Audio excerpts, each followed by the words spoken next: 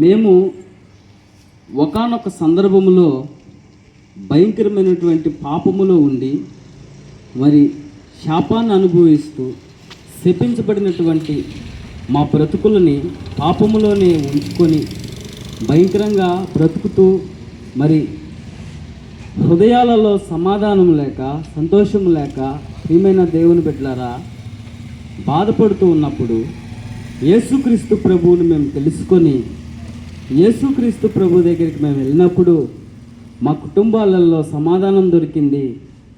మరి అంతవరకు లేనటువంటి మరి సంతోషము ఆ రోజు మేము పొందుకున్నాం. అటువంటి సంతోషాన్ని ఈరోజు మీకు పరిచయం చేయడానికి ప్రాంతానికి మేము వచ్చాం. ప్రియమైనటువంటి దేవుని బిడ్డలారా, బైబిల్లో ఒక మాట ఉంది.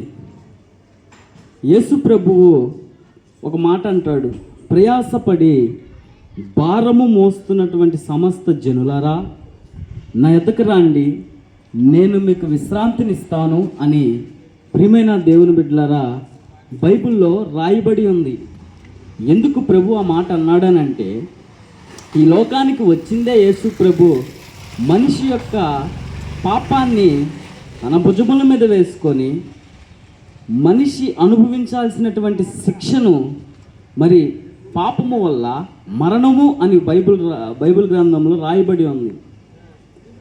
అటువంటి పాపములో ఉండి ప్రియమైన దేవుని బిడ్డలారా, పాపములో ఉండి శాపాన్ని అనుభవించి మనిషి చనిపోవడం దేవుడికి ఇష్టం లేక దేవుడు ఈ లోకాన్ని ఎంతో ప్రేమించి ఒక మనిషి కొరకు ప్రియమైన దేవుని బిడ్డలారా తను ఉంటున్నటువంటి అత్యున్నత సింహాసనాన్ని విడిచి ఈ లోకానికి వచ్చి ప్రియమైన దేవుని బిడ్డలారా మనిషి కొరకు అనేక శ్రమలు అనుభవించి చనిపోయాడు.